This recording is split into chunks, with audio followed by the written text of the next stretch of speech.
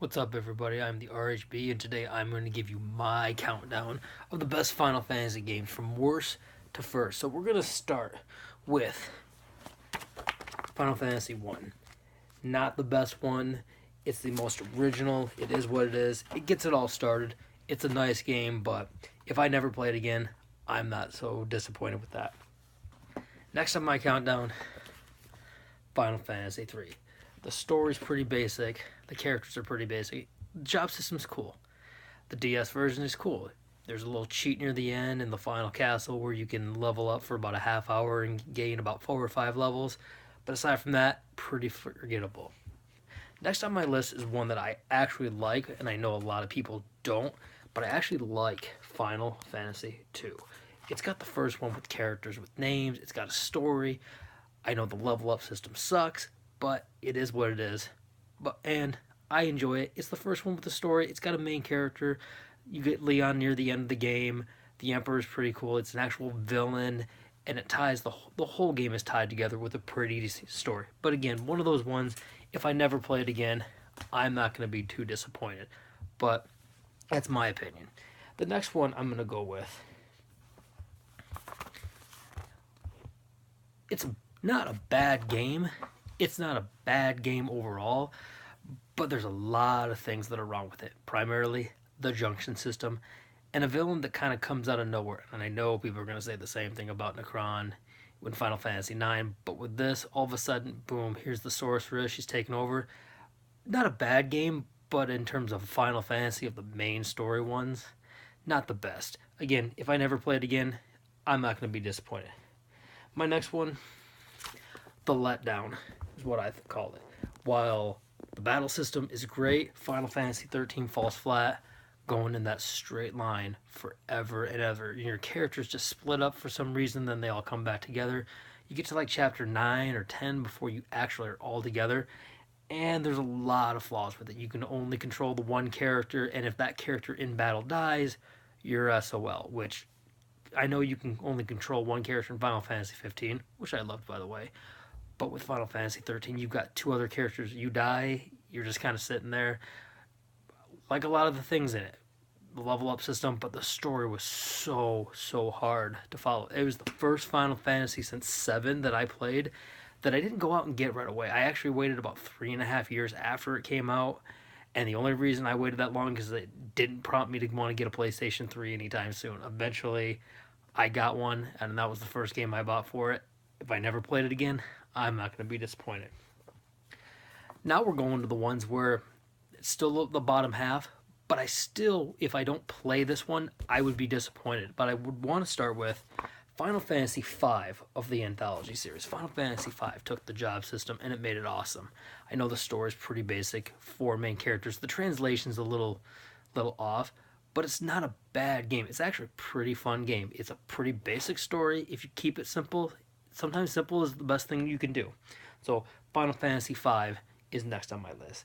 Then I get to the rest of the ones that I'm going to list are ones where I hope, as I get older, I still want to keep playing them, and I probably will keep playing them. The next one I'm going to go with was Final Fantasy X. Well, I loved Final Fantasy X. It's got one of the best stories. It's got a cool battle system. The sphere grid is pretty good.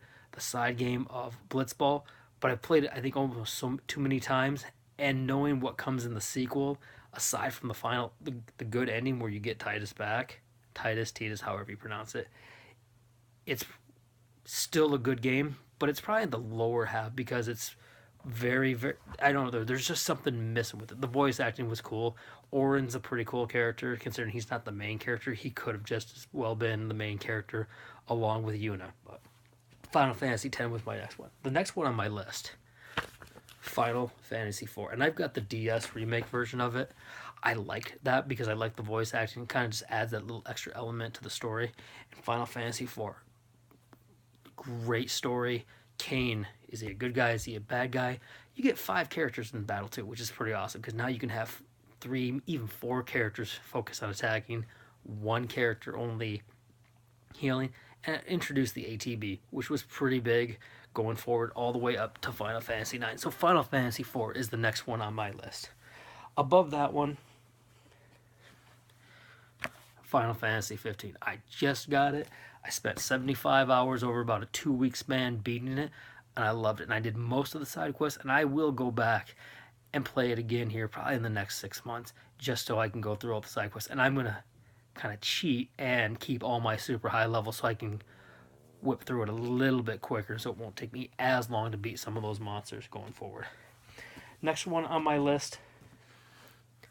This is the only reason I got a PlayStation back in 1997. I traded in about 100 Nintendo games, Game Boy games, and things like that. And I spent all that money to get a PlayStation 1, Final Fantasy 7, the guide, still the original guide that I got almost 20 years ago, a game cleaner kit for some reason, and the memory cartridge. Final Fantasy 7 was the best game that I've probably ever played. However, it's not my favorite. It was probably the best because it was so big, and it was the first Final Fantasy that I really got into. I tried to get into 6 when it was 3 in the US years ago, but Final Fantasy 7 is awesome. There's so much good about it. There's a couple of holes in the story that don't make sense still, even to this day. But I love it, and I will always go back and play that one. And every time I play it, I follow it up with watching Advent Children. I'm pretty excited for the Final Fantasy VII Remake. I'm going to be interested to see how they do the battle system. I kind of hope they maybe do something similar to what 13 is, where you go into battle, you can control your characters, but we'll see how that works out.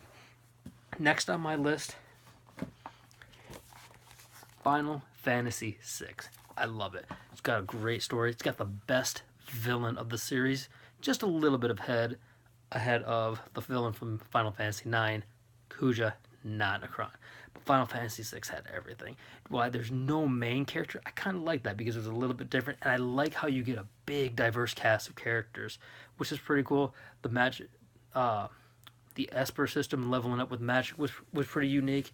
And again, it's a fun game, and every time I play that one, I usually play it around the winter for some reason. I don't know why it's always around the winter I play it, but it's got everything that you want. The music is good, the characters are good, everyone has a backstory. It's excellent. So now we're down to the last two.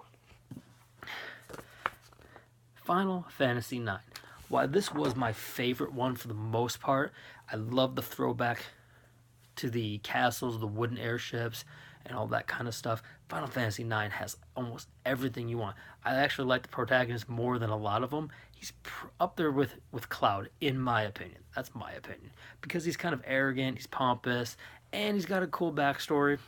And it's got everything that you want. It's got diverse characters. Everyone's got a little backstory. You got to do a little of the side quest stuff to find out a little bit more backstory for some of them.